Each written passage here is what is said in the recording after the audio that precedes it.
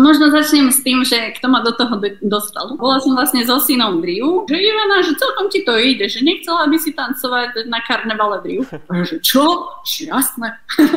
Napríklad tie najväčšie školy v Rio de Janeiro majú kľudne akože 3000 ľudí. To už sú proste pre cudzincov iné palky. Od 700 €, kľudne aj 1000 €. Môj manžel povedal, že čo ti šíbe 700 €, však za to by si mohla ísť na Slovensku. Na Slovensku alebo pôjdeš na karneval. No tak poďme na karneval v Riu.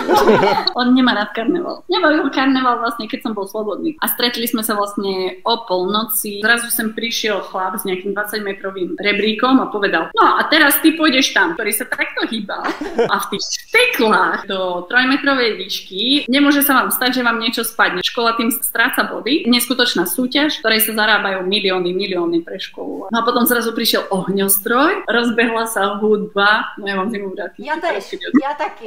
Tá energia tých ľudí, že sa bavili, posielajú vám pusinky, ale je to veľmi nádherné. Ja som po 10 minútach, ja už som bola, že už nevládzem, ale musím. Veľký adrenalín, proste tých 70 minút po 5 ráno. Wow, toto sa mi podarilo. Asi přehodnotím své plány být jenom jako divák, ale budu přemýšlet nad tím. A na chrbte som mala vlastne takéto slnko. No a toto je vlastne najťažšia časť toho. Tak jediné slovo. No extáza, vzrušujúce.